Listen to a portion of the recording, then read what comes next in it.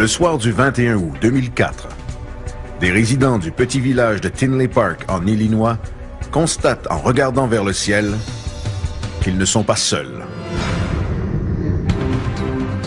Plusieurs témoins aperçoivent 3 étranges lumières rouges au-dessus de la banlieue de Chicago. These lights were observed by thousands of people. I saw 3 red lights. This was definitely not an airplane. It was unlike anything I'd seen before or after. L'anomalie apparaît à Tinley Park et dans plusieurs municipalités au sud de Chicago. Les résidents n'ont pas d'explication.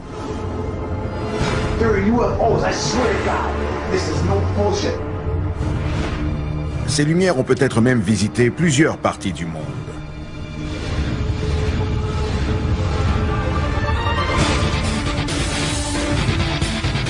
Pour la première fois, des témoins se manifestent. Tinley Park Police Station was being inundated with phone calls. So everybody was calling the cops. Et nous verrons des images inédites des lumières sur Tinley Park. There's something there, and I can't explain what it is. I got it on tape! I got it! Voici l'enquête numéro 97001, Invasion en Illinois.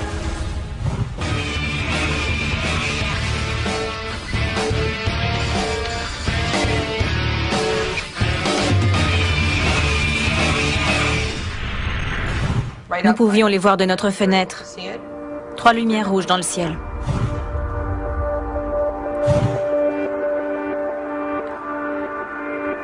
« 21 août 2004, Tinley Park, Illinois. Dans cette banlieue tranquille située à 48 km au sud de Chicago, plusieurs profitent de la belle journée et s'attendent à une soirée sans histoire. Ils sont rassemblés devant un barbecue où s'apprêtent à assister au concert d'Ozzy Osbourne. L'ambiance est à la fête et le ciel est clair. Mais plus pour très longtemps. I got it on tape! I got it!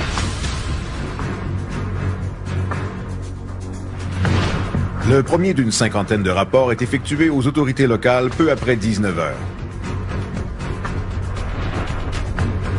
Il y a quelque chose d'étrange dans le ciel. 3 lumières rouges orangées qui semblent par moments voler en formation triangulaire et ensuite en ligne droite. Les images captées ce soir-là montrent des lumières qui se déplacent silencieusement et lentement, d'ouest en est, au-dessus de Tinley Park. Certains témoins les ont observées pendant plus de 30 minutes. À 21 heures, les rapports de lumières étranges dans le ciel de la banlieue de Chicago se multiplient. Tinley Park, Lake in the Hills, Oak Forest, Orland Park, Mokina, Madison, Frankfort. J'ai vu 3 lumières rouges dans le ciel. Parfois, les lumières formaient un triangle. Et ensuite, les 3 points devenaient une ligne droite. 3 petits points. Cette chose flottait dans le ciel, du sud-ouest au nord-est.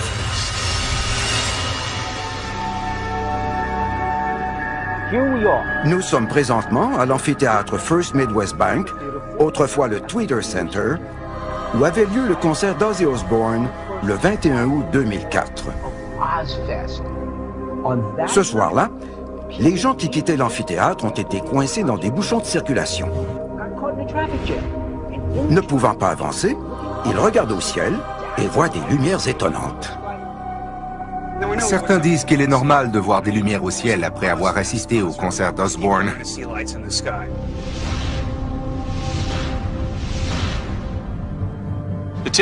Le cas de Tinley Park a tout d'une affaire passionnante. On a beaucoup de récits de la part de témoins dispersés sur un grand territoire. De plus, ce cas est très récent et actuel. Les gens de Tinley Park ne sont pas seuls. Le phénomène n'a pas touché que leur région. L'équipe pense même qu'il a pu être mondial.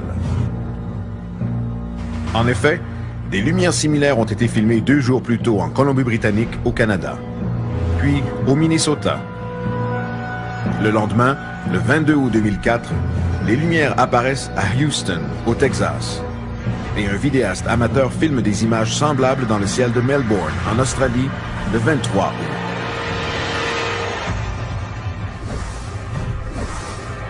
la mention d'un triangle revient souvent, se joignant aux formes de cigares et de soucoupes rondes plus fréquentes.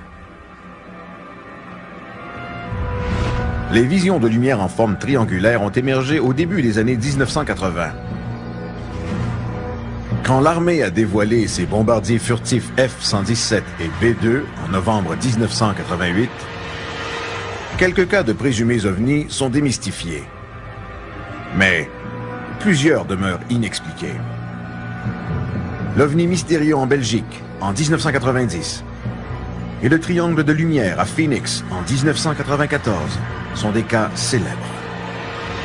L'équipe tente maintenant de savoir si le triangle de Tinley Park est la suite de ce phénomène.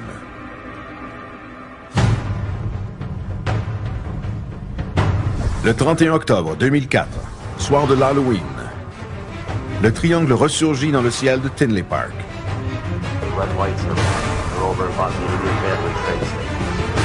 Et elles sont encore filmées par un grand nombre de témoins.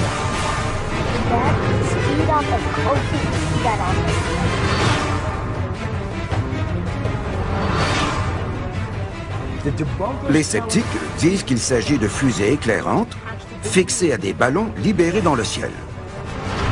Ce phénomène de lumière vu par des milliers de témoins n'est-il qu'un canular? Ou est-ce autre chose?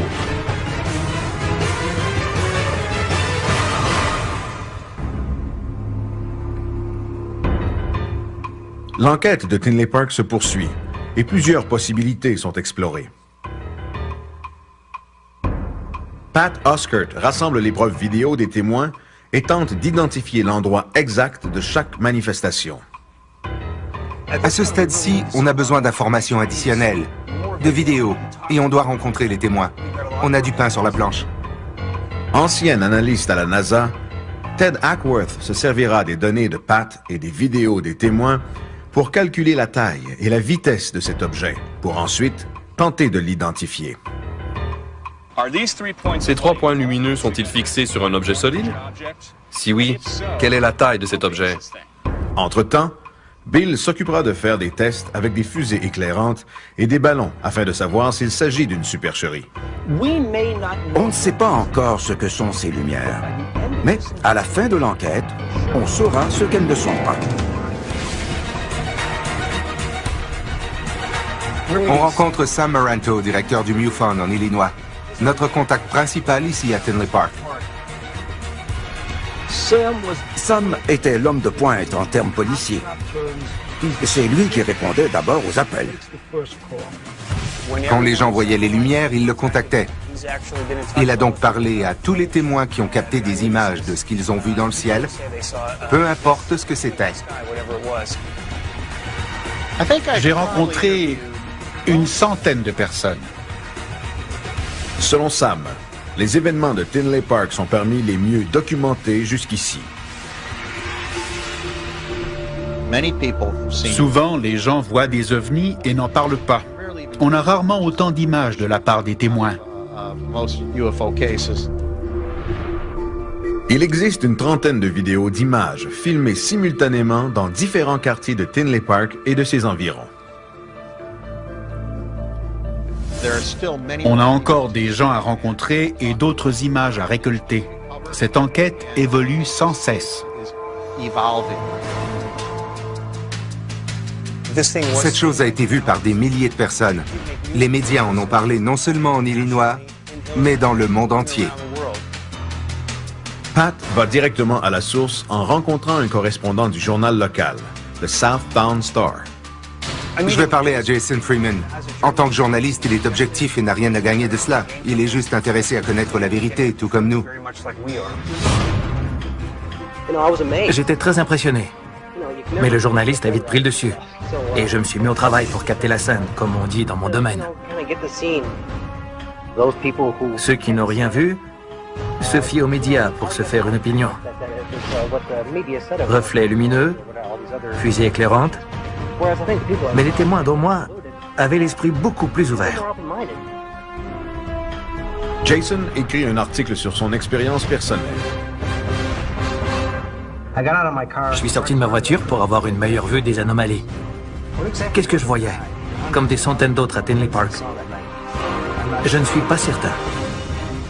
Quand on parle aux journalistes, il ne faut pas oublier qu'ils ont été formés pour rapporter les faits le plus objectivement possible.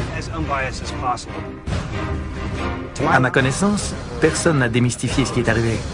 Alors je me gratte la tête 2 fois plus.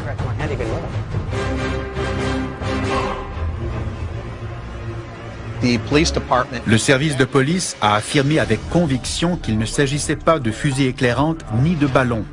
Et toutes les agences en sont venues à cette conclusion. La FAA n'a pas d'idée non plus, puisque les radars n'ont rien capté.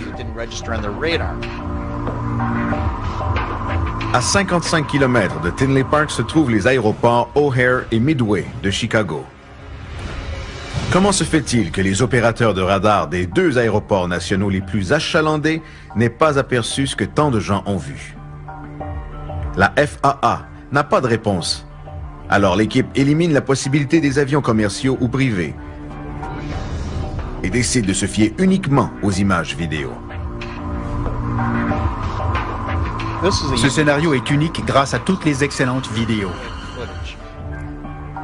Sam possède au moins 13 vidéos du phénomène bizarre. Ce sont des images de cette présence du 21 août 2004. Ce segment spécifique a été filmé à Oak Forest.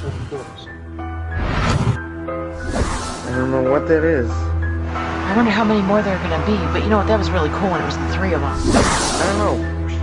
Do you really think we should call and report this? 5 km au sud-ouest, à Tinley Park, un autre témoin, TJ Japcon, filme ces images des lumières. Are you recording this? Yeah, now I am. Pendant qu'il filme ces images au sud-ouest, ceux-là font de même au nord-est.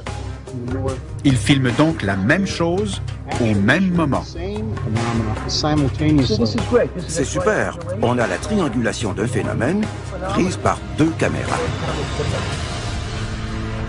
De chaque angle et dans chaque quartier, les images vidéo montrent les lumières en formation triangulaire. Les différents triangles demeuraient statiques en bougeant dans le ciel. Des fusées éclairantes agiraient-elles de cette façon? Il est trop tôt pour sauter à des conclusions et dire qu'il s'agit d'un phénomène extraterrestre ou d'un vaisseau géant ayant survolé Tinley Park. Ce que nous avons, ce sont 3 points lumineux. Et j'aimerais m'en tenir à cela jusqu'à ce que nous ayons plus d'informations. Les sceptiques prétendent avoir une explication très simple. Mais les témoins oculaires ne sont pas d'accord. Cette vidéo inédite jusqu'à aujourd'hui pourrait fournir les réponses tant attendues.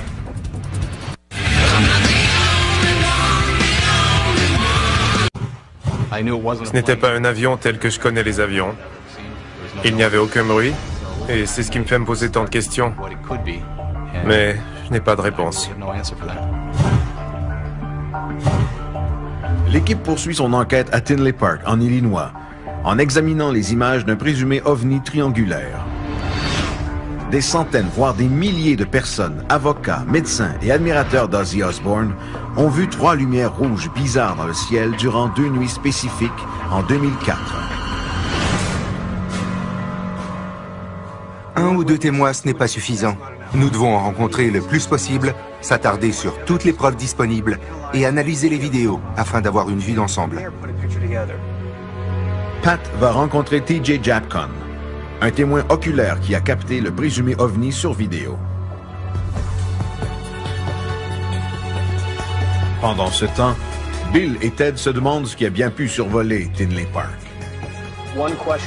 Chaque fois qu'on parle de lumière dans le ciel, je veux tout savoir sur les vols commerciaux et les opérations militaires possibles. Si nous pouvons éliminer ces appareils, cela nous laisse croire qu'il peut s'agir d'une véritable anomalie. Situé à 48 km des aéroports O'Hare et Midway de Chicago, le ciel au-dessus de Tinley Park est toujours un des plus achalandés des États-Unis. Il est rempli d'avions commerciaux et privés qui pourraient être confondus en phénomènes extraterrestres. Selon l'équipe, l'objet étrange pourrait être un avion militaire non identifié, mais c'est une explication peu probable. Il y a une région d'opération militaire au nord, à environ 160 km d'ici, et une autre à 160 km au sud-est. Cela signifie qu'il y a effectivement une possibilité d'opération militaire, mais je dois l'éliminer immédiatement parce qu'en raison du trafic aérien massif de vols internationaux, ça causerait d'énormes problèmes au-dessus de Chicago. Bill tente tout de même d'obtenir une réponse officielle auprès des autorités militaires. Il contacte le commandant, un représentant militaire de haut niveau de la base aérienne Scott. Oui, ici Bill Burns, des chasseurs d'OVNI, éditeur du UFO Magazine. J'appelle concernant les lumières au-dessus de Tinley Park le 21 août 2004. J'aimerais savoir si des avions militaires ont circulé ce soir-là. Aucune information là-dessus? Ouais, je comprends. Les chasseurs d'OVNI ont ensuite reçu une lettre officielle. Nous n'avons aucune documentation sur le sujet. Et en raison du roulement de personnel élevé depuis 2004, personne ici n'a d'informations pertinentes. On doit maintenant rencontrer les témoins et les interroger. Plus nous aurons de vidéos et de témoignages, plus nous pourrons offrir à Ted des données scientifiques à analyser pour savoir de quoi il s'agit vraiment.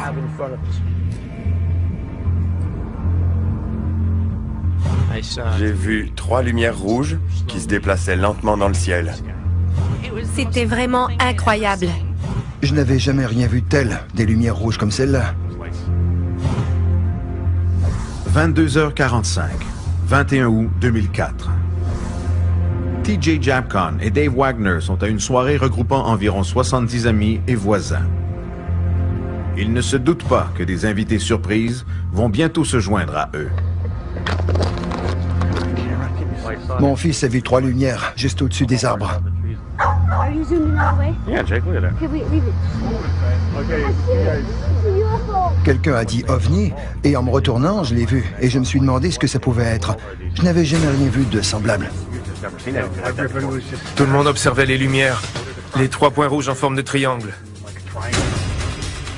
TJ se dépêche d'aller chercher sa caméra et capte des images pendant 18 longues minutes. It's definitely not a helicopter. It's going too slow for a helicopter, too. It's going right over us. Le groupe est unanime. L'objet se déplace comme aucun autre appareil connu ne peut le faire. Ça lui a pris de 15 à 20 minutes pour se rendre là-bas. Il est resté sur place un moment, puis il a continué sa trajectoire. Il s'est donc immobilisé. Ah oui. Il s'est déplacé, s'est arrêté et est reparti. Ouais. La vitesse lente et le fait que l'objet se soit arrêté ne correspond à aucun appareil conventionnel et ses résidents le savent pertinemment. Lorsqu'un agent de police arrête voir le groupe, il est bombardé de questions sur l'objet. On lui a demandé ce qui se passait, mais il a répondu « Je ne peux rien dire ». Il devait retourner au poste de Tinley Park parce qu'il était inondé d'appels. Tout le monde appelait la police? Exactement. L'équipe contacte le service de police de Tinley Park pour obtenir une déclaration officielle. Mais l'officier responsable n'a aucun commentaire sur l'affaire. Les rapports indiquent toutefois la réception de nombreux appels concernant 3 lumières rouges dans le ciel. Au bout de 30 minutes, l'objet disparaît lentement dans la nuit. Whoa! Where'd it go? Where'd it go? Gone. Vers 23h30, TJ et Dave voient autre chose. Une seule lumière rouge qui suit la même trajectoire que les 3 précédentes. Kurt! They're back! UFOs are back. Cette fois, Dave est prêt. Il regarde avec son télescope puissant. Je n'ai rien vu de précis. À l'œil, ça ressemblait à une seule lumière rouge, mais au télescope, je voyais une lumière ovale, entourée de 10 ou 12 petites lumières rouges. Pat apporte les vidéos de TJ. Aujourd'hui, à Fait ou Faux, Je n'ai jamais rien vu de tel. Oh mon Dieu! Il y en a un deuxième. Qu'est-ce qu'il fait? J'ai levé les yeux au ciel et j'ai aperçu un point noir. Commencez l'expérience. Qu'est-ce qui se passe? Mon Dieu! Incroyable. La 3 vient de tomber. On arrive. Il se passe quelque chose d'étrange ici. Je viens d'entendre quelque chose. Je vois du mouvement. Je n'ai pas l'habitude d'être inquiet, mais je commence à l'être. Oh mon Dieu! C'est une soucoupe volante. Je vois plusieurs lumières. Mon Dieu! Qu'est-ce que c'est que ça?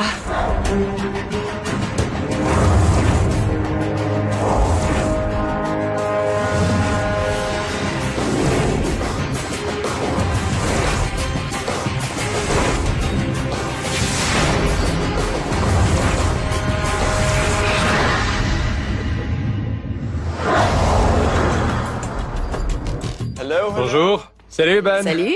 Salut Ben, quoi de neuf? Ça va? Ouais. Prêt à regarder des vidéos? Ouais. Pourquoi pas? Parfait. On va commencer par ce que j'ai à vous montrer. Pour la première fois, on a une vidéo de 2 ovnis qui entrent en collision. Ça nous vient d'Israël. Un homme a aperçu un ovni qui se divisait en 2 et même en 3. Alors il a décidé d'aller chercher sa caméra et voici ce qu'il a filmé.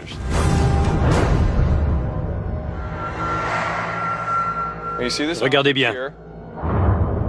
Il y a quelque chose qui va arriver de la gauche.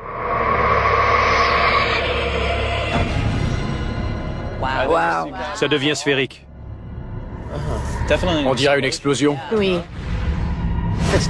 Peut-être que ces choses ont simplement fusionné. C'est une théorie possible. On entend de plus en plus parler de ce genre d'ovni organique. C'est une phase de la mitose ou de division cellulaire. Alors ce qu'on voit, c'est peut-être l'inverse. Ça s'est produit en Israël, au Moyen-Orient. Il y a beaucoup d'actions là-bas. C'était peut-être simplement un avion qui a été abattu par un missile. Oui, parce que quand les 2 objets entrent en collision, ça produit une boule de lumière qui se dirige vers le sol, comme si elle tombait. Est-ce qu'ils ont retrouvé des débris près du site de l'impact? Ils sont allés vérifier le lendemain, mais ils n'ont trouvé aucune trace de débris. D'après vous, est-ce que c'est un fait ou un faux? Selon moi, ce qu'on voit s'est réellement produit. Ce n'est pas un trucage. Ça en vaut la peine? Je pense qu'on devrait l'oublier. Je suis d'accord. On passe au prochain. J'ai une histoire de fantôme pour vous, qui nous vient directement de New York. Rose Benevuto, une dame âgée, a eu un terrible accident de voiture. Ce qui est étrange, c'est qu'elle a quitté le lieu de l'accident sans la moindre éraflure. Elle s'en est sortie totalement indemne. Sur les lieux de l'accident, il y avait une photographe du nom de Sharon Boo, et elle a pris plusieurs photos. En voici une. Et... Wow! C'est sa voiture? Elle a survécu à ça? Incroyable. L'une de ces photos était vraiment étrange. On y voyait une sorte de forme. Selon Rose, cette forme serait son ange gardien. Là, c'est une forme angélique. On dirait bien. C'est une photo sur pellicule ou numérique? Sur pellicule. Cette forme se retrouve également sur le négatif, et c'est difficile à truquer. Tu ne crois pas que c'est simplement la réflexion de la lumière? Je ne dis pas que c'est un canular, mais il y a sûrement une raison qui explique pourquoi on voit cette lumière. Tilan, tu t'y connais en photographie? Oui. Ce genre de lumière peut-il apparaître sur le négatif? C'est possible. Plusieurs photographes créent ce genre d'effet en surexposant leur négatif. J'aimerais mieux ne pas toucher à cette histoire et continuer de croire que c'est ce qui s'est passé. J'ai souvent eu l'impression que des anges gardiens m'ont sauvé la vie. Malheureusement, je n'ai pas de photos pour le prouver. Qui est d'accord pour mettre ce cas de côté pour l'instant? Je pense qu'on pourrait en savoir un peu plus sur cette histoire. Mais pour l'instant, on peut la mettre de côté et voir ce qu'on a d'autre. D'accord, suivant. Bill, c'est à ton tour. Cette vidéo circule dans les conférences sur les phénomènes paranormaux depuis quelque temps. Elle a été tournée à Fresno en 2007. Je vous montre, la vidéo parle d'elle-même. D'accord. Il y a une créature. C'est quoi? Elle arrive du haut de l'écran. Je ne sais pas ce que c'est, mais ça n'a rien à voir avec les créatures qu'on voit habituellement dans ce genre de vidéos. On peut presque voir ses pattes. Oui. On peut aussi voir son ombre. Elle est très longue. On dirait qu'il a une tête. Je n'avais jamais vu ça. Moi non plus. C'est vraiment bizarre. C'est tout ce que je peux dire. Il y en a un deuxième. Oh mon Dieu, qu'est-ce qu'elle fait? D'un point de vue anatomique, je n'ai jamais rien vu qui ressemblait à ces deux créatures. Moi non plus. Il marchait vers quoi? Je ne sais pas vers quoi il marchait, mais en réponse à ce que tu disais, j'ai envoyé une copie de la vidéo au centre de contrôle animal de Fresno. Ils ne savent pas ce que c'est et aucun autre cas étrange n'a été rapporté dans la région. Cette vidéo nous provient d'une caméra de surveillance qu'un résident du quartier a installée sur le toit de sa maison parce qu'il entendait souvent ses chiens aboyer la nuit. Lorsqu'il a vu ces créatures sur le moniteur, il a immédiatement envoyé le signal vers son magnétoscope pour l'enregistrer. Malheureusement, comme les caméras de surveillance enregistrent en continu, l'enregistrement original a été effacé. Tout ce qui reste, c'est l'enregistrement qui provient de son magnétoscope. L'homme en question s'est tourné vers le paranormal pour avoir des réponses. Ça me plaît. On n'a jamais enquêté sur un cas semblable. Je pense que ça vaudrait le coup. Je suis d'accord. On a une vidéo convaincante, un témoin crédible, et en plus, on connaît l'endroit exact où le phénomène s'est produit. Alors on pourra aller y faire plusieurs expériences. Je crois qu'on devrait le garder en attendant de voir ce qu'on a d'autre. D'accord. Austin, t'as quelque chose? J'ai pris contact avec un chic type nommé Mark Preston. En 2009, alors qu'il faisait un barbecue chez lui avec toute sa famille pour le 4 juillet, il regarde dans le ciel et il aperçoit un objet. D'où ça vient? Du lac Havasu. C'est un nom qui revient souvent. Il s'y passe beaucoup de choses. On regarde ça. Let's see if I can get it on camera. All right, there it is. I got it on camera. Oh my God! There's a cloud, and there's a flying saucer. Ça a vraiment la même forme qu'une soucoupe avec un globe au centre. Ça brille comme un objet métallique. C'est vrai. Ce que j'aime, c'est qu'on dirait vraiment que leur réaction est authentique. Ils veulent savoir c'est quoi. Ce que je trouve intéressant, c'est qu'on a l'impression que le contour est solide. C'est en métal. Ça réfléchit la lumière. C'est rare d'avoir une image aussi claire et une surface qui réfléchit autant la lumière. Wow, look at that. Est-ce que vous pensez que cette vidéo en vaut la peine? Je crois que ça pourrait être intéressant. J'ai l'impression que c'est vraiment un cas pour nous. Et j'aimerais qu'on aille voir de plus près. Je crois qu'on va le garder pour l'instant. Chilan, c'est à ton tour.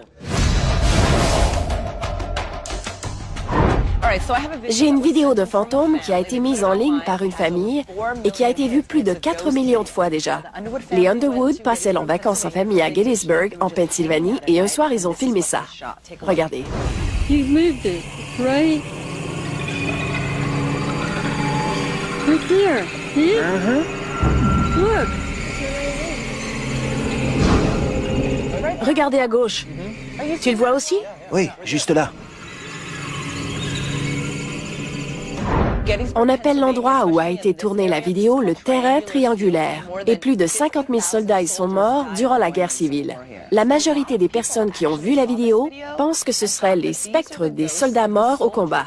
L'ombre ou le fantôme qu'on voit suit la même trajectoire à chaque fois. C'est les mêmes mouvements au même endroit. Il reste à la même place. C'est le même mouvement.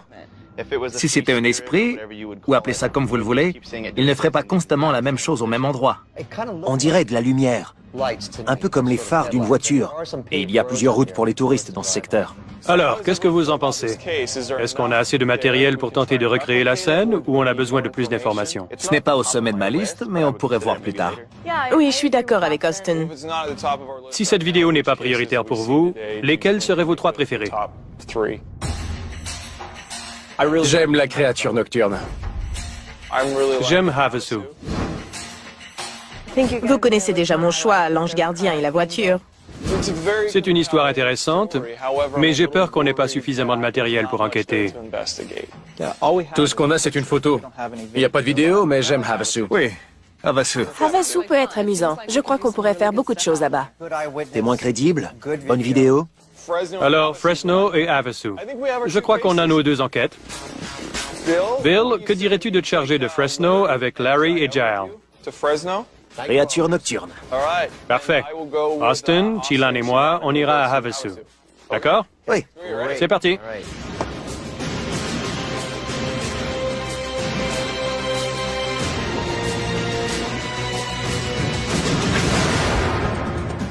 Avenir, à fait ou faux? Ces chiens aboyaient, il est sorti à l'extérieur et c'est à ce moment-là qu'il les a vus. Je vois du mouvement. Ils sont plusieurs. Juste là, près des nuages. On peut le voir miroiter. Cette vidéo a fait le tour des congrès sur le paranormal. J'ai pris contact avec un chic type nommé Mark Preston. Voici ce qu'il a filmé. On a nos deux enquêtes. On est en route pour Fresno pour rencontrer José, l'homme qui a filmé les créatures nocturnes sur son terrain. Heureusement que Jael est avec nous, parce qu'elle parle très bien espagnol, et José parle très peu notre langue. Elle sera notre interprète.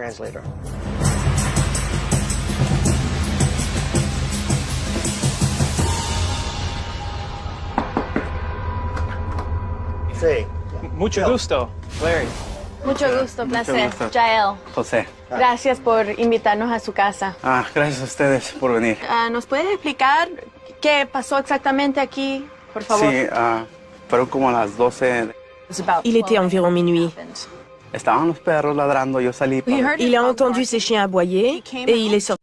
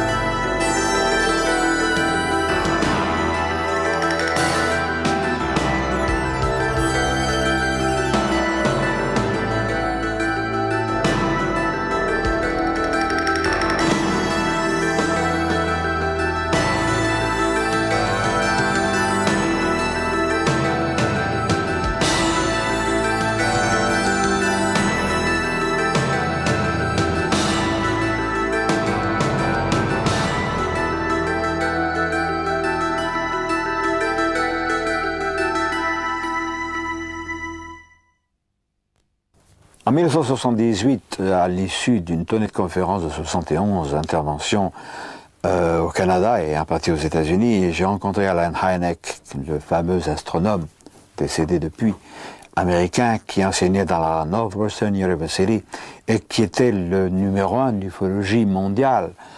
Alan m'a fait un cadeau, c'est cet agrandissement de la cabine Apollo 11 que vous voyez derrière moi.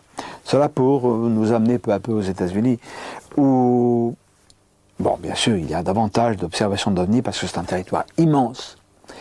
Mais bien que la censure existe aux États-Unis comme partout ailleurs sur la Terre, paradoxalement, l'information y est plus libre. Et nous allons nous en rendre compte au cours de cette vidéocassette.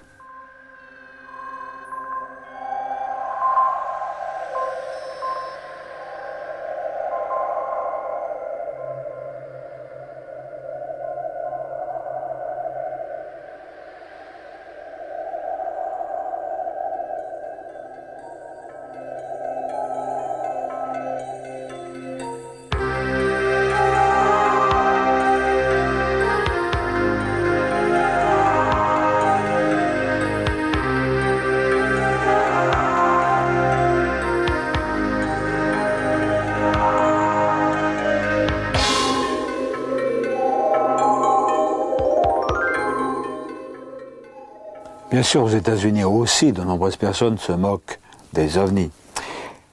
Mais il faut savoir, il règne là-bas tout de même une grande tolérance. Quand nous sommes allés à Richmond, en Virginie, un soir, nous nous sommes rendus dans un bookstore, c'est-à-dire une très grande librairie, pas spécialisée.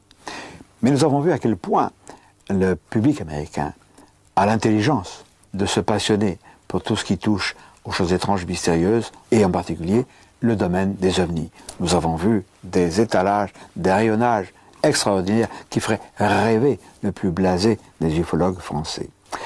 C'est pourquoi aussi aux États-Unis existe la plus importante organisation, le MUFON. Donc à Richmond en Virginie, nous sommes rendus au congrès annuel du MUFON où nous avons rencontré quantité de personnalités extraordinaires.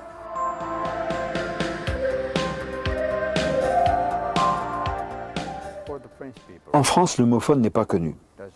Pourriez-vous nous le présenter? Oui, je suis le directeur international du réseau mutuel OVNI, dont les initiales sont MUFON, M-U-F-O-N. Nous sommes la plus grande organisation OVNI au monde.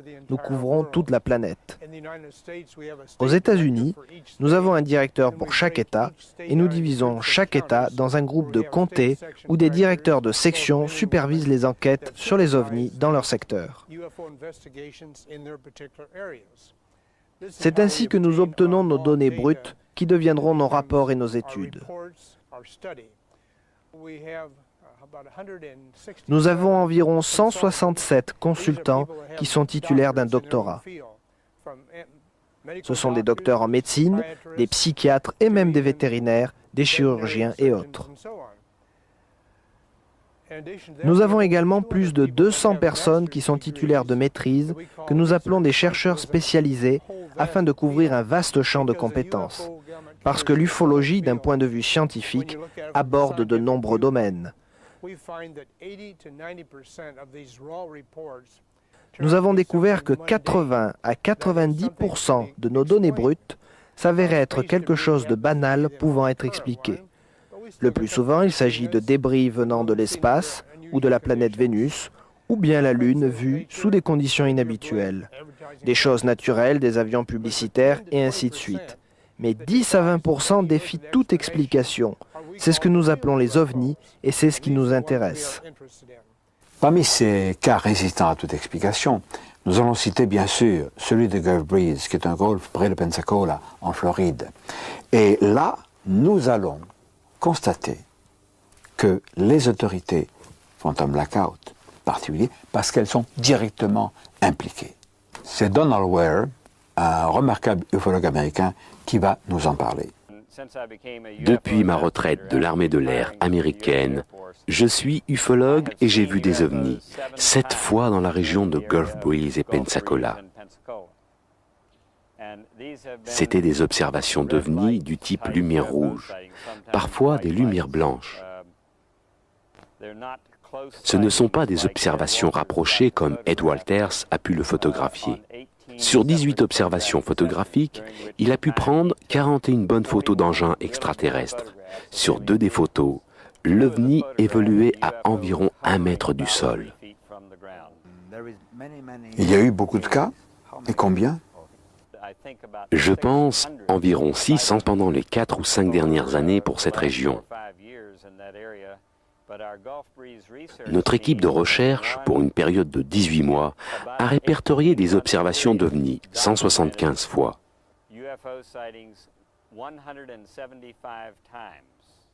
Ils se montraient alors 3 fois par semaine. Nous avons des éléments récents comme quoi on a forcé un vaisseau spatial à descendre sur la plage. Ceci à environ une vingtaine de kilomètres de ma maison, sur une partie de la base aérienne d'England. Toutes les créatures extraterrestres à bord du vaisseau furent capturées par des gens du gouvernement américain. Sur la plage de la base aérienne d'England, il y a ce que j'appelle un dispositif d'impulsion électromagnétique dirigée.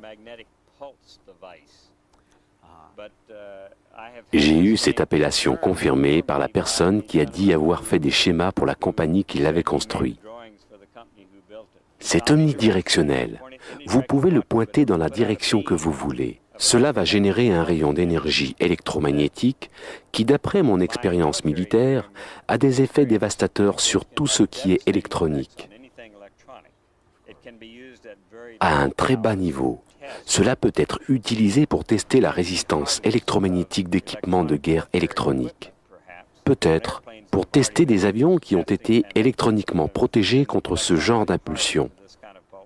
Ou bien, si vous augmentez la puissance, cela peut causer la défaillance des systèmes électroniques sur des avions ou bien sur des véhicules extraterrestres. C'est peut-être cela qui a fait descendre cette chose.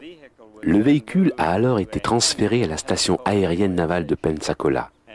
Les chefs d'état-major de l'armée américaine se sont rencontrés à la station navale aérienne de Pensacola le 21 août 1988. Ils ont visité un hangar qui était sous haute surveillance, équipé d'air conditionné depuis plusieurs semaines avant cela.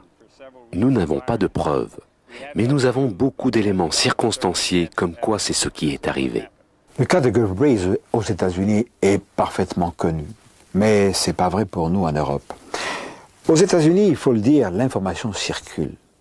Il y a une production énorme d'ouvrages sur l'ufologie. Nous nous en sommes rendus compte au congrès du MUFON à Richmond, à Virginie, avec l'abondance des stands qui proposaient des livres neufs, bien sûr, des nouveautés, mais aussi de très vieux bouquins. Et j'ai eu la surprise de trouver la traduction de mon bouquin « Les soucoupes volantes viennent de notre monde », un documentaire, qui est paru en 1954 en France, mais la traduction anglaise a été publiée en 1956.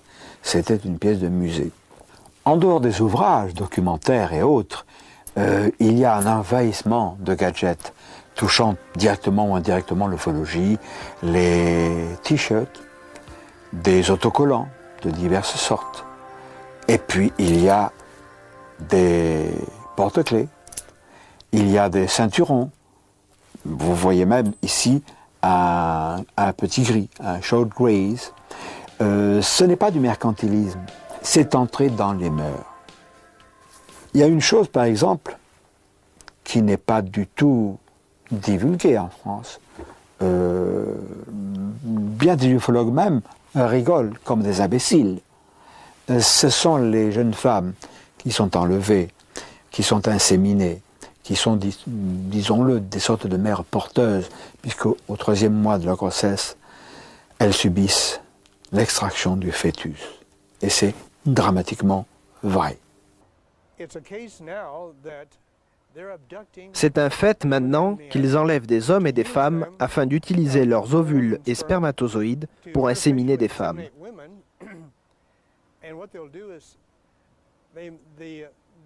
Alors elles sont enceintes pour environ 2 à 3 mois et durant la nuit le fœtus est enlevé et emmené quelque part. Nous ne savons pas où. Ils les placent dans des cages en verre. Il y en a des murs entiers. Et là, le bébé est amené à maturité. Je connais personnellement 64 personnes qui ont été à bord de véhicules extraterrestres. Et la plupart d'entre elles ont pris part à un programme d'hybridation. Je connais une dame près de chez moi qui a été enceinte 8 fois. Elle n'a qu'un seul enfant. Pour ce premier enfant, le docteur a dit avoir entendu 3 battements de cœur. Alors, ils ont utilisé l'échographie qui a montré 3 fœtus. Mais il n'y a eu qu'une seule naissance. Elle a été enceinte 7 fois après cela, et les fœtus ont disparu sans fausse couche à chaque fois. Alors, les ouvrages chez nous sont assez rares dans ce domaine. C'est vrai aussi pour l'audiovisuel. Mais justement, grâce à la Fox Video, nous disposons en France d'une vidéocassette extraordinaire, Intruders, d'après l'ouvrage de Bud Hopkins. Mais Intruders, c'est extraordinaire, c'est une sorte de fiction, mais basée sur des faits dramatiquement réels et terrifiants. Tiré de récits authentiques. Arrêtez les recherches, il faut que vous m'aidiez. Ils viennent me chercher, aidez-moi, j'ai si peur. Maman, ils me font mal. Ce qu'ils m'ont fait, ils le referont. La menace est réelle. Les envahisseurs sont là. Et ils ont des projets pour vous. Il faut dire qui est Bud Hopkins. C'est un sculpteur de talent, mais qui a un violon dingue qui est devenu une spécialité. il est devenu hypnotiseur. Un hypnotiseur remarquable, extrêmement humain, qui jamais ne suggère des réponses, mais pose des interrogations. Et il est devenu, de par cette spécialité, le numéro 1, le spécialiste des abductions en français on dit des enlèvements avec insémination artificielle chez les femmes de notre planète. Il y a des cas où les gens sont enlevés à l'hôpital alors qu'ils n'ont que 2 ou 3 jours. Mais disons qu'ils ont plutôt 5 ou 6 ans, peu importe. Ils sont enlevés, puis à nouveau enlevés coup sur coup. C'est comme s'ils étaient des animaux marqués pour une étude de la race humaine.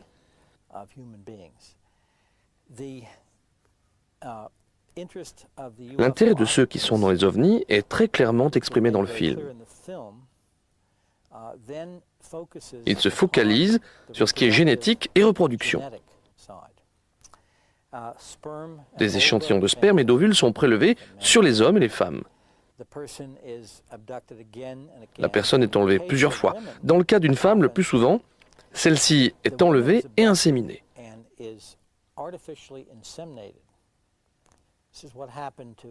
C'est ce qui est arrivé à Kathy Davis et qui a inspiré le film Intruders.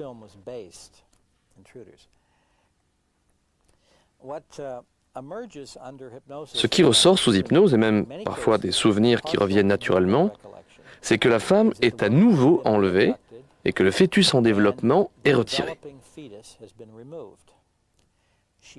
Parfois, elle peut se rappeler un enlèvement précédent où elle est inséminée artificiellement par une sorte d'instrument.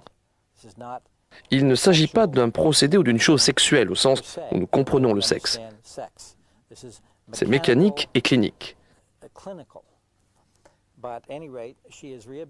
Donc, elle est réenlevée, le fœtus est retiré et la personne n'est plus enceinte. Et ceci, bien qu'il y ait eu des échographies du bébé et tous les signes de grossesse. Elle est alors réenlevée et on lui montre un petit bébé. Ce bébé a des caractéristiques très étranges, moitié humain, moitié extraterrestre. Extraterrestres, vous voulez dire les gris? Oui, les gris. Les occupants des ovnis ont de très grands yeux, une très grande tête et un corps très chétif. S'ils ont des cheveux, il s'agit des hybrides. Les cheveux sont très fins, blancs et ne couvrent pas toute la tête. La personne est donc réenlevée et on lui demande de tenir le bébé. Et c'est comme si les extraterrestres pensaient qu'il y a quelque chose de magique dans le contact humain, dans le contact avec une mère. Il y a même des cas où ce sont des hommes qui sont enlevés, comme s'ils avaient contribué à la naissance de cet enfant et où on leur demande de prendre ses enfants. Maintenant, tout ceci a l'air complètement fou et je l'admets. Mais quand vous avez des centaines, voire même des milliers de cas, vous êtes forcé de prendre tout cela avec sérieux. Alors Bud Hopkins a voulu aller plus loin. Il a imaginé un sondage, élaboré d'ailleurs avec un institut de sondage, pour savoir combien de personnes et de quelle manière des personnes pouvaient avoir été victimes de ce qu'on appelle des enlèvements. Alors je vais donc vous lire minutieusement ces 5 questions. Avez-vous disparu 1 heure ou plus sans souvenir de ce qui s'est passé? Vous êtes-vous réveillé paralysé, sans pouvoir bouger pendant plusieurs minutes, ou en ayant le sentiment d'une présence dans la pièce? Avez-vous vu des boules de lumière dans cette pièce, sans explication? Avez-vous relevé des marques particulières, inexpliquées sur votre corps? Avez-vous eu le sentiment de voler ou d'avoir été transporté dans les airs? Bud Hopkins nous livre des réponses surprenantes. Avec le groupe d'études, nous nous sommes dit que seules les personnes qui ont répondu oui à 4 des 5 questions auraient eu la possibilité d'avoir été enlevées sans s'en souvenir. Vous ne dites oui qu'à une seule question et vous n'êtes pas retenu. Mais les gens qui ont répondu oui à 4 des 5 questions totalise 2% de la population, ce qui fait une personne sur 50. Et si la population des États-Unis est de 250 millions de personnes, alors nous avons affaire à un très grand nombre d'enlevés. Alors 2% de 250 millions d'habitants aux États-Unis, cela fait 5 millions de personnes, 5 millions d'Américains qui ont été, ou disons qui auraient été, mais moi je pense, qui ont été enlevés par ces êtres. Ces êtres qui, à l'échelle planétaire maintenant, parce qu'il n'y a pas que les Américains, on commence à avoir en France des activités de gris. Par exemple, non pas celui-là, négligeons celui-là, mais celui-ci a sévi quelque part dans l'est de la France. Il n'y a pas tellement longtemps. Et cette enquête, nous sommes en train de la mener. Alors, pour en revenir à ce phénomène mondial, nous ne connaissons pas exactement les intentions des gris. Oh, bien sûr, assimilation, mutilation. Mais les autorités se taisent. Je le répète, c'est le blackout. Alors, il faut aller plus loin et écouter ceux qui ont fait des constatations, ceux qui ont enquêté, ceux qui savent.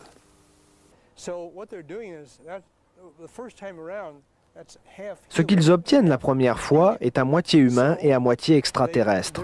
Donc leurs enfants feront plus qu'1 mètre à 1,20 m. Ils pourront atteindre la taille d'1,50 m.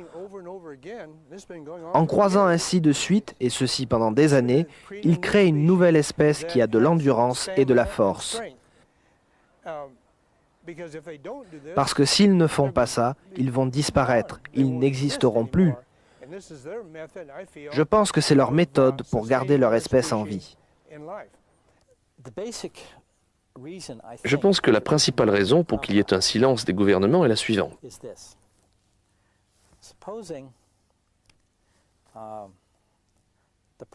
Supposons que le président de la République annonce ceci.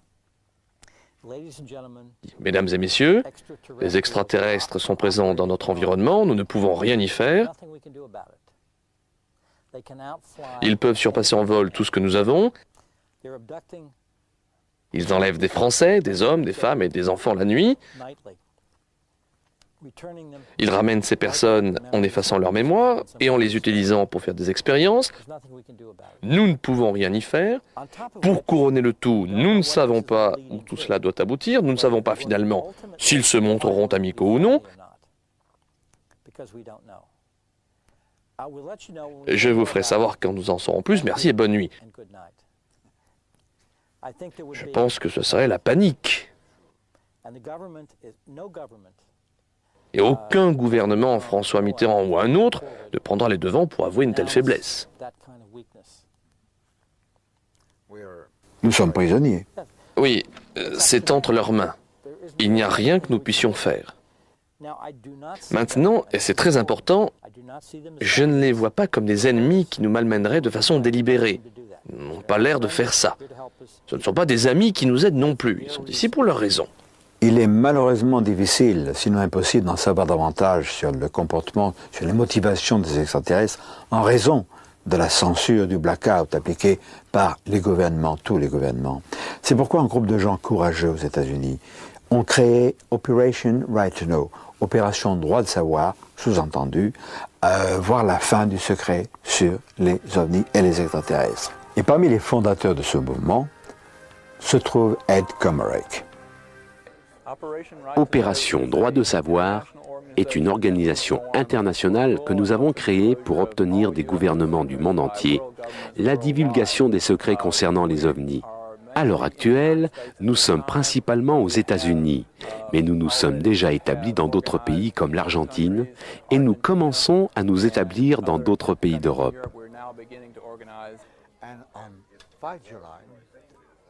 Le 5 juillet, vous allez manifester à Washington devant la Maison-Blanche. Allez-vous rassembler beaucoup de monde? Ceci est en fait notre deuxième manifestation.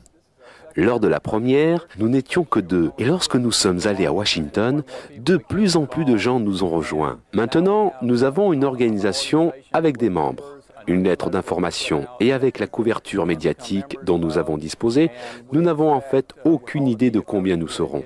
Nous avons prévu de 50 à 100 personnes, mais nous pouvons être des centaines. L'opération Droit de savoir, Operation Right to Know aux États-Unis, a une vocation internationale. Nous avons rencontré là-bas le représentant de cette organisation en Argentine, mais Guillermo Aldonati, c'est son nom, n'a pas les mêmes coups des franches que les Américains, ni peut-être nous en France, et il va nous parler des problèmes auxquels il a été confronté. Nous avons établi des projets pour faire une manifestation analogue à celle qui va avoir lieu lundi prochain à Washington. Mais nous avons eu certaines pressions, vous savez, cela venait des politiciens et de la police. Parce qu'ils disaient que si nous faisions ce genre de manifestation, cela voudrait dire que nous sommes fous, vous comprenez?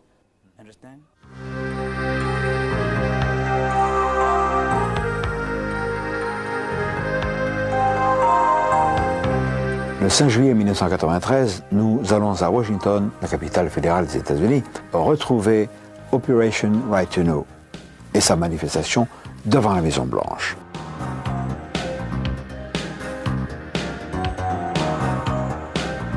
We're here to let the world know, and we're here to tell the government, no more lies! Nous nous retrouvons donc au parc Lafayette, où des intervenants vont se succéder, avant la marche symbolique en face de la Maison-Blanche.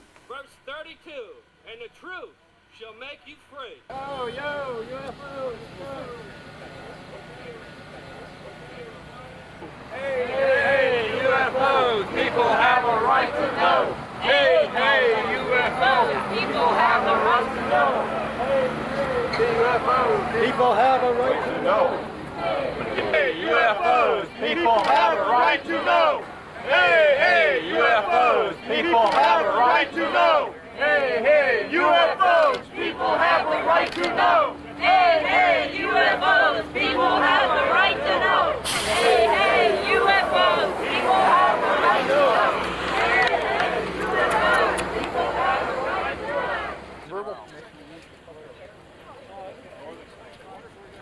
Hélène Douglas, vous êtes la fondatrice avec vos amis du mouvement Opération Droit de savoir.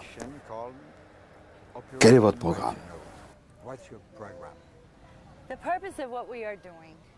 Notre intention est de donner aux gens qui savent la vérité sur les ovnis le courage de rendre publiques leurs informations. Le Congrès reste en place, le gouvernement maintient son contrôle par le simple fait que les gens sont embarrassés et sont effrayés à l'idée d'être ridicules en faisant une déclaration publique. Maintenant, une manifestation comme celle que nous avons faite aujourd'hui est le prototype d'une déclaration publique. Et nous allons être un exemple pour toutes les autres organisations OVNI. Nous disons, voyez, cela peut être fait, la presse est venue et ils ne se sont pas moqués de nous. Quand nous avons fait cela, nous avons passé un bon moment et vous devriez le faire, car c'est ainsi que nous en finirons avec cette dissimulation. Nous allons, après notre amie Hélène Douglas aux États-Unis, retrouver en France, on fait un petit saut comme ça, notre ami Claude Chapeau. Claude Chapeau, tu as eu une formation scientifique, tu as écrit des bouquins, et tu as créé en France, on le rend public aujourd'hui, non pas Operation Right to Know, puisque nous sommes en France, mais Opération Droit de savoir, sous-entendu la levée sur le secret dont sont entourés tous les phénomènes ovnis, les extraterrestres, etc. Je pense qu'il faut avoir le plus de volontaires possible pour pouvoir créer cette association. Ensuite, il faut la développer. Et pour la développer, nous avons besoin du concours et de la télévision, des médias. Je pense que c'est comme ça que je vois les choses. Sinon, ce n'est pas possible. Il faut souligner que tu entends d'abord réunir autour de toi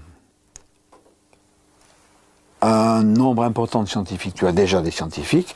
Il faut que les hommes de science, intelligents et honnêtes, qui n'ont pas peur de se commettre avec des gens comme Claude Chapeau, qui est quand même lui aussi un scientifique, et qui a le courage de secouer la poussière des interdits pour dire « nous sommes confrontés à un phénomène dont on sait parfaitement qu'il s'agit d'engins matériels venus d'ailleurs, essayons d'aller un peu plus loin ».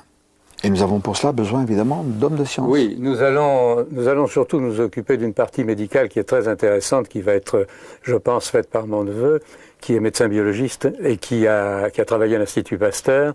Nous pensons, grâce à toutes les associations qui existent en Europe, avoir réunir le plus de patients possible qui auraient été enlevés, ce que disent les Américains, les fameux abductees. Et ces patients, nous leur ferons des examens, toutes sortes d'examens, des examens biologiques, des examens radiologiques, et surtout, par la psychiatrie, nous les mettrons sous hypnose, de manière à savoir exactement ce qu'ils ont vécu lorsqu'ils ont été enlevés. Voilà, je pense que c'est la chose la plus importante que nous devons réaliser ici, en France et en Europe. Alors, nous allons donner l'adresse à laquelle le public va pouvoir écrire. Claude Chapeau, tu es la cheville ouvrière de cette organisation. Tu vas recevoir un morceau de courrier. Alors évidemment, on n'est pas contre le fait de recevoir 2 timbres pour la réponse, hein, parce que tout ça coûte cher. Je ne vais pas sortir une sébille pour faire la quête, mais sous-entendu, si on peut aider cette organisation, eh bien, par avance, merci. Alors, c'est pas fini, parce que ce silence qui entoure le problème des officiels, leur volonté de faire le blackout, tient au fait que les autorités sont complices et impliquées directement dans ce cover-up, dans ce blackout, dans cette loi du silence. Et un de nos amis qui s'occupe de ce problème en Argentine va nous en parler. Maintenant, nous avons des gris, ces êtres gris. Les gris. Avez-vous des bases souterraines? Nous avons des bases souterraines dans la ville de Victoria. C'est peut-être pourquoi on ne veut pas nous laisser expliquer aux gens ce qui se passe ici. Vous avez des enlèvements aussi? Oui. Et des hommes et des femmes? Oui, ils enlèvent des êtres humains comme des femmes et parfois aussi des petits garçons. Nous enquêtons là-dessus. Les bases extraterrestres sont planétaires. Elles sont réparties partout de par le monde. Et nous avons vu qu'elles étaient protégées par leur enfouissement sous des bases militaires. C'est ainsi qu'aux États-Unis, par exemple, au sud-est de Washington, la fameuse baie de Chesapeake abrite certainement l'une de ces bases. Dans les régions en particulier, il y a la fameuse base de Norfolk. Pourquoi je dis fameuse? Parce que, vous le savez, je suppose, c'est là que s'est déroulée, avec Philadelphie également, cette expérience étonnante de ce navire des Eldridge qui a été rendu invisible, pensait-on, en 1943. Ce navire s'est dématérialisé de Philadelphie, s'est matérialisé à Norfolk, des témoins en attestent, il s'est de nouveau dématérialisé là pour revenir à Philadelphie à 640 km. Nous sommes allés à Norfolk, nous avons vu certaines installations, nous avons vu notamment sur les cartes, parce que ce n'est pas des panneaux touristiques qui l'indiquent, qu'il existe dans une zone au sud-sud-est de la baie de Chesapeake, une zone avec des perturbations magnétiques. Alors, est-ce que ces perturbations magnétiques sont liées à une base, comme il en existe une, pas très loin de New York, où se déroule le Montauk Project, qui met en activité des manipulations temporelles. Et c'est fantastique. C'est un tout petit premier pas vers les manipulations du temps en tant que dimension temporelle, et donc des voyages dans le temps. Cet ouvrage est fantastique. Celui-ci aussi, où il est question, justement, de cette expérience de la Philadelphia Experience. Alors, ces manipulations sur le temps et l'espace prouvent, je pense, une collusion avec une technologie supérieure à celle qui était la nôtre en 1943. Donc, déjà, des contacts avec une puissance extraterrestre existaient. Nous n'aborderons pas ce domaine-là aujourd'hui, mais dans une prochaine vidéocassette consacrée au vortex. Alors le fait que ces expériences aient eu pour, comme l'un des pôles, Norfolk, renforce, à mon avis, la présence d'une base extraterrestre dans cette région.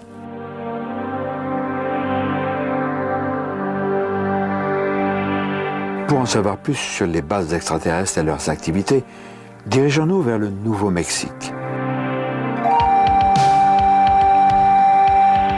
Ici, à Albuquerque, grâce à Roger Rémy, qui est un scientifique de pointe et à l'esprit ouvert, nous avons pu rencontrer des gifologues qui nous ont confirmé les fortes activités ovni de ce pays.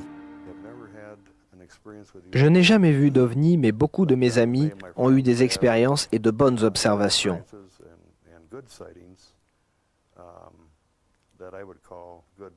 C'est ce que j'appellerais des observations sérieuses. Ce n'était pas seulement une étoile filante ou un avion ou quelque chose comme ça.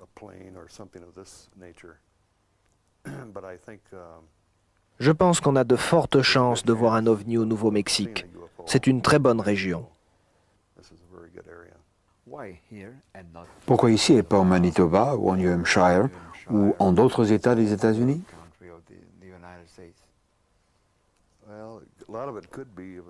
Cela pourrait être dû aux bases militaires que nous avons ici et à tous les projets qui sont en cours à Los Alamos et White Sands. Je crois que cela peut représenter un intérêt pour les extraterrestres.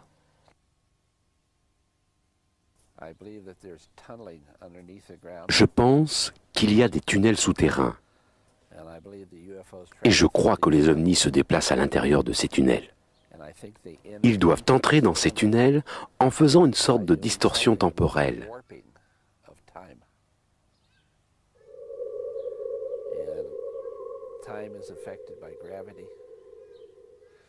Le temps est affecté par la gravitation. Si vous pouvez créer un champ gravitationnel très intense pour quelques secondes, alors vous pouvez changer l'espace-temps. Je pense qu'il est évident que ces créatures dans les ovnis ont de grandes connaissances en ce qui concerne l'espace. La physique newtonienne, la physique einsteinienne, la physique quantique et ainsi de suite. Ils en savent beaucoup et ils savent comment manipuler ces choses. Voici la raison pour avoir des tunnels.